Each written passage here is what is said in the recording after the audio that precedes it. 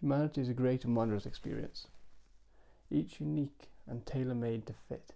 We have the power within us to create rockets to touch the sun, yet also we have the subtlety to appreciate the very raindrop that falls from the sky. But when it all comes down to it, being human is about the life we live, the life we can control. This is where our immortal memory kicks in. Our immortal memory is very deep-seated within our own very human nature. For we know we will not last forever, and that's okay. But we'll always want to leave something behind. No matter who you are and what you believe in, we'll always want to leave some form of mark upon the human race, or this place we call home. This mark may be your children, as they will carry your genetic code on once you're gone. Or you may want your name to be written in the history books after fighting against oppressive governments, suppressing us all, helping to mould a better world for all those who are to come after you. Your name will be remembered long after for that, at least for being a part of it. That I have no doubt in. The best way as a species, from what we have learned, to carry on our immortal memory can be through the medium of art. For with art, not only can we draw the landscapes around us, showing us the past, future and present in one big lump, we can build epic sculptures of rulers, deities or even a common miner, to let their legacy live on, be it a positive or a negative impact that they may have had upon us. Or whatever they represent, it will live on as an immortal memory, but mainly to celebrate their very existence and to allow them to live on long past their own passing, their own time, and to live on within the physical world as well as within our hearts and minds. We can use the medium of art to let generations after us know of our journeys, our stories, our dreams, our memories, everything. For with any art form, we can show a literal and undying love for someone through a simple painting. I go for a big love heart myself, but this painting will outlive the both of you probably. Unless of course they decide to have a mad 5 minutes and batter across the head with it.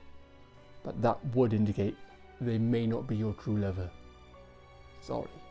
What I'm trying to tell you is that with being human, you will always have this inherent need to leave your mark behind. You may not think it, you may not believe that to be a true statement, but inherently within yourself, leaving a piece of you behind is important. But that can be a flaw within humanity, for we are always wanting to leave our mark. However, we will always want that mark to be about us in a singular mindset. Majority of the time, I'm not saying all, but in a sea of 7 billion lives, one lost memory is a drop in the ocean. But we can't all be selfish in that regard. For in the grand scheme of things, we must look at the big picture, the very future of humanity itself. For if we can impact the future of our kind without anyone knowing, what is more important to you or to the progression of humanity? But we need to deeply ask ourselves the question, what are we going to do to leave our mark upon the people when we are gone? To impact them in a positive way, to keep them going, to improve their quality, to make sure they have the same opportunities, if not better ones than us. What can we do to improve that? There's a lot we can do, but it has to start here. It has to start at home. We have to look in the mirror and decide, this is what we need to do. This is how we become so and so. For myself, the mark I want to leave behind is simple and slightly selfish, because I want people to know my mind. I want people to know who I was, what I could create with the imagination I have, with the stories I could tell you. I want people to know that they can use what I didn't have and what you may have to create a better future for yourself, to create yourself into anyone and any person you want to become, because in the end that's all that matters. It's becoming the best version of yourself. And if I, after I'm gone, can have that impression upon one person only, then my immortal memory has been succeeded. I would have done something for the betterment of another human being, for the betterment of humanity, in the smallest aspect ever. But better than nothing. But above all else, I want people to believe in themselves and know that they always have a choice. And for me, that's massive. It's massive because we have the power to choose which immortal memories we want to leave behind.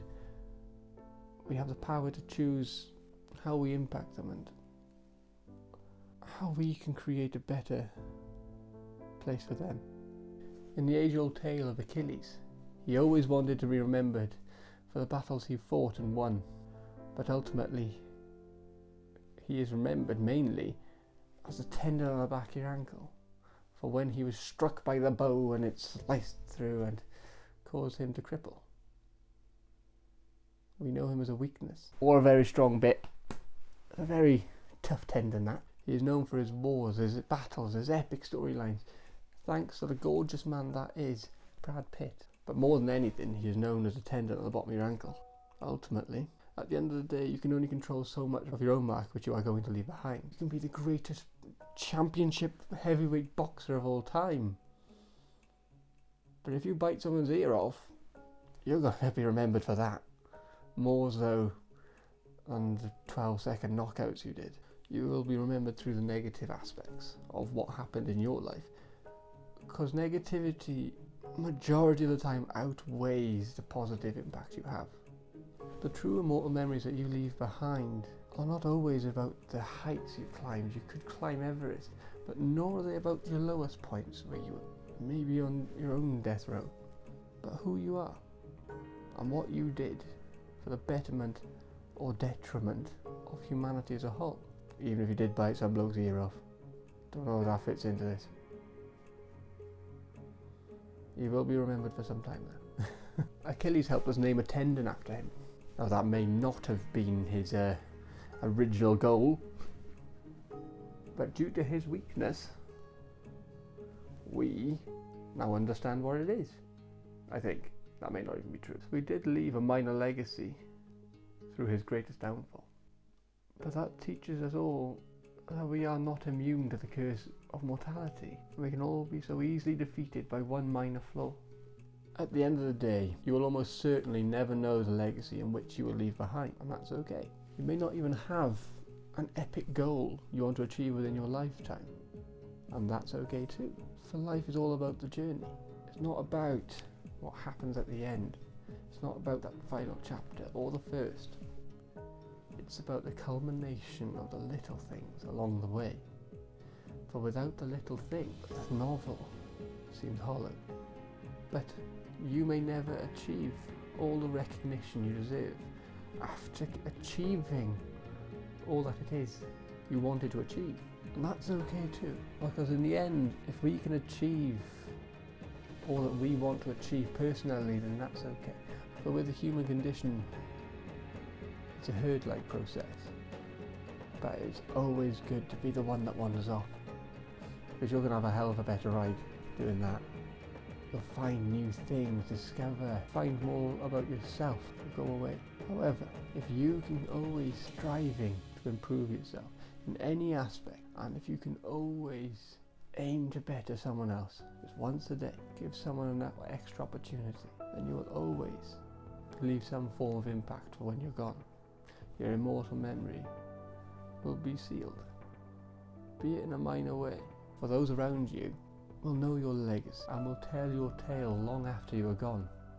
For who knows, maybe in 100 years after you kick that proverbial bucket, people will still be telling your stories. You may be remembered.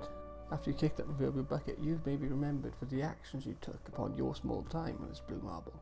Be these small steps, as I just said, or massive ones, running a government into a new golden age in humanity. Maybe you, the stamp this world needs. Who knows? Only you have the keys in your pocket to discover if you can unlock your true potential.